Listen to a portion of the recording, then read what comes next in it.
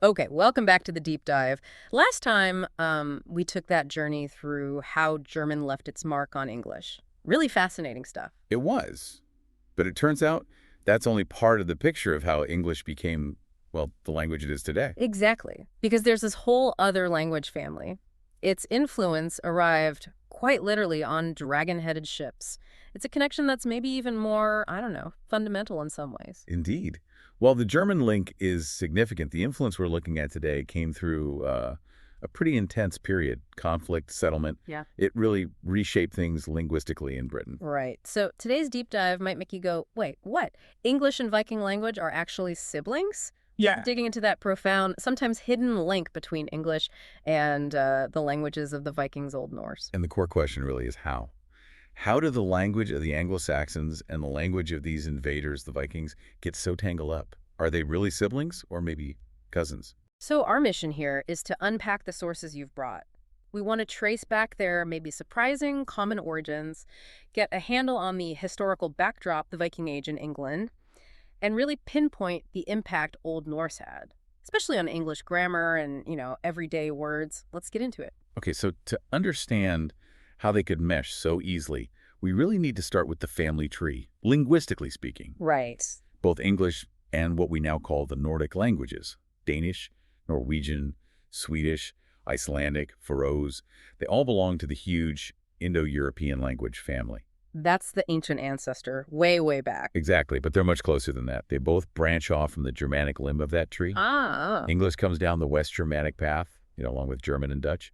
The Nordic languages, Yeah. they took the North Germanic path. So not distant relatives, more like first cousins, sharing that Proto-Germanic grandparent. Precisely.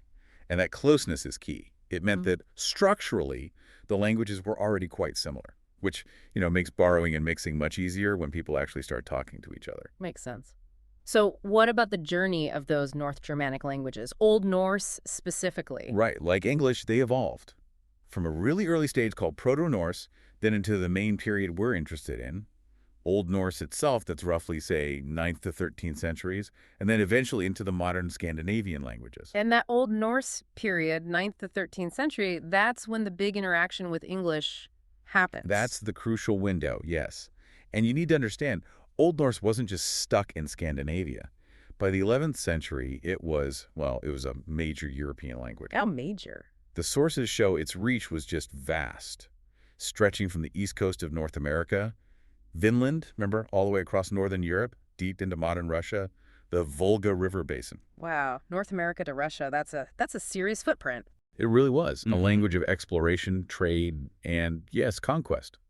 And Old Norse wasn't monolithic either. It had different branches that interacted with English. Why? Well, you had Old West Norse. Think Iceland, Norway. Yeah. Speakers from there went to Ireland, Scotland, Isle of Man, and crucially for us, Northwest England and parts of Normandy. Okay, West Norse.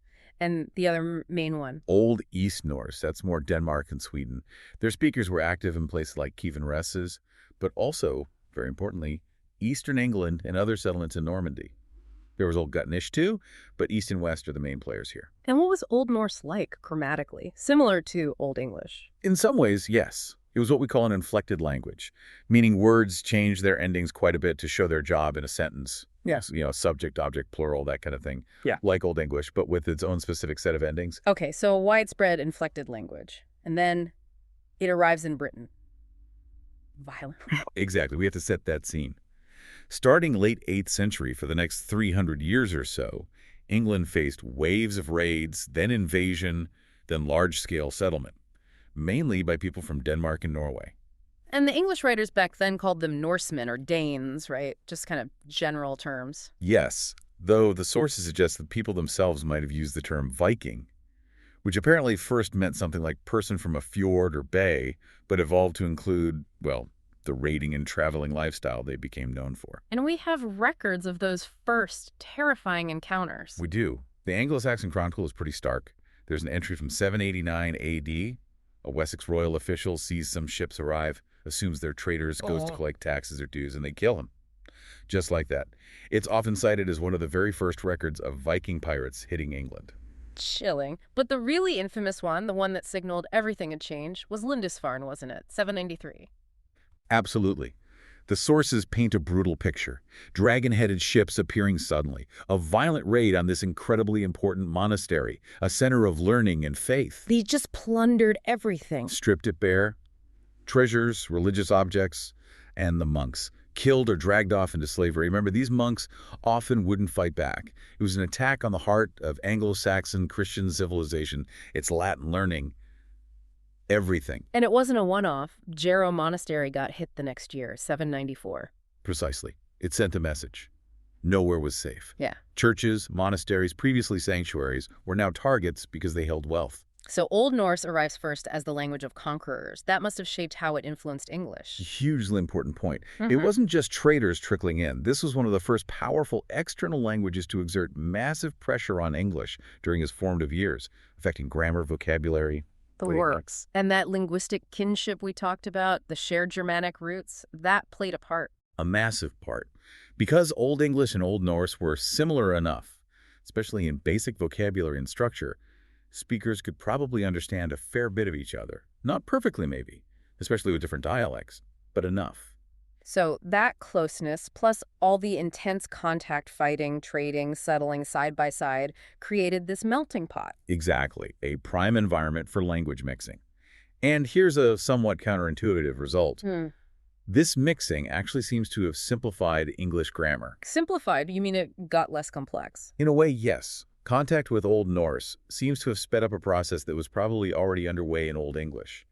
The leveling or dropping of those complex grammatical endings, the inflections we mentioned. So Old English had all these different endings for nouns, adjectives, depending on their role, gender, number. Precisely. And Old Norse had its own system.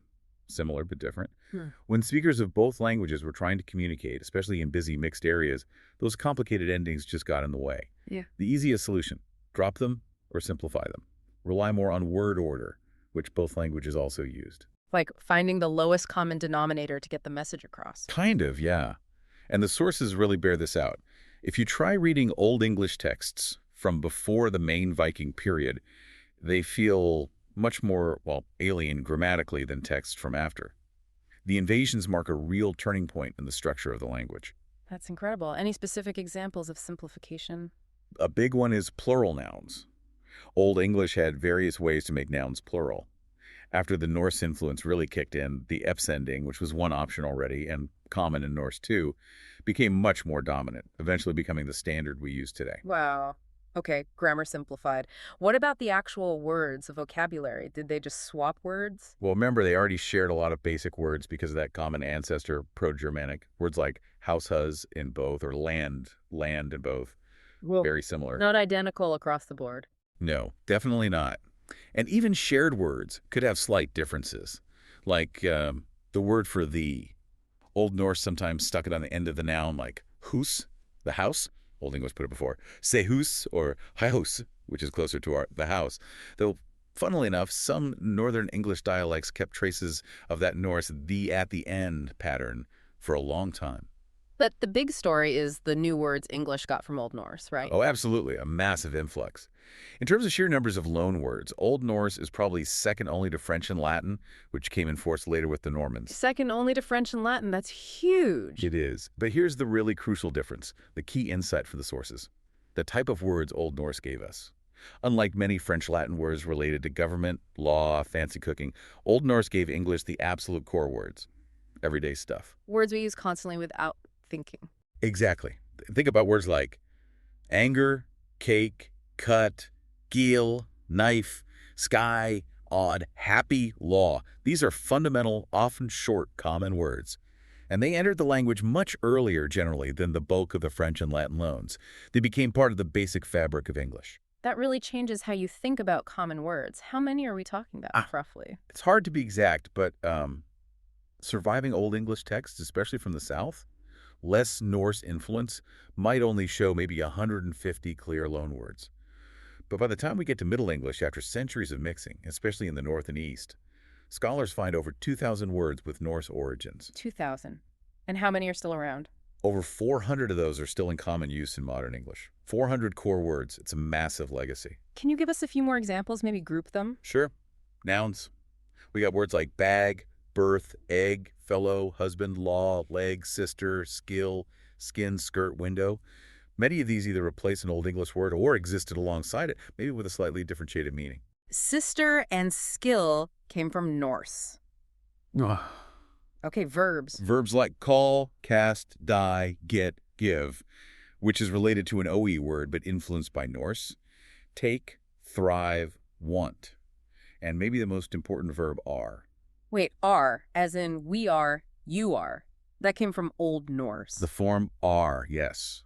It replaced the main Old English equivalent, which was sindon or sindon. That's fundamental. And you mentioned pronouns earlier. Yes. This is perhaps the most stunning example. The third-person plural pronouns we use constantly. They, their, and them, all direct borrowings from Old Norse. You're kidding. They, their, them are Viking words. What did Old English use before? Old English had forms like hi for they, hiera for their, and him for them, though him could also mean him, singular. The fact that these core grammatical words, the glue holding sentences together, were replaced by Norse forms, it just shows how incredibly deep the linguistic mixing went. It wasn't superficial borrowing. That's mind-blowing, actually. And this influence isn't just in the dictionary, is it? It's on the map, too. Absolutely. Place names are a huge indicator, especially in eastern and northeastern England, the area that became known as the Danelaw, where Norse settlement was heaviest. Like Yorkshire, Lincolnshire? Exactly. The sources point to over 700 place names ending in by. Think of Derby, Grimsby, Whitby, Rugby. What does by mean? It's from the Old Norse word byr, meaning farmstead, village, or town. So every time you see a by ending, you're seeing the linguistic fossil of a Viking settlement. That makes the history feel so present. Any other common endings? Yeah, Thorpe. That means outlying farmstead or secondary settlement. Like Scunthorpe, also from Old Norse. And it affected people's names, too. Surnames. Definitely. The practice of adding son to a father's name to create a surname, Johnson, John's son, Jackson, Yeah. Jack's son, Anderson, Andrew's son, Dixon, Dick's son. That pattern was strongly reinforced, if not introduced, by Norse custom. Another direct cultural and linguistic legacy. So raids, settlement, language mixing, place names, surnames. It was a profound transformation. What historical events really allowed this deep mixing? Two key periods, really. First, the establishment of the Danelaw. This followed the invasion of the Great Heathen Army around 865 AD.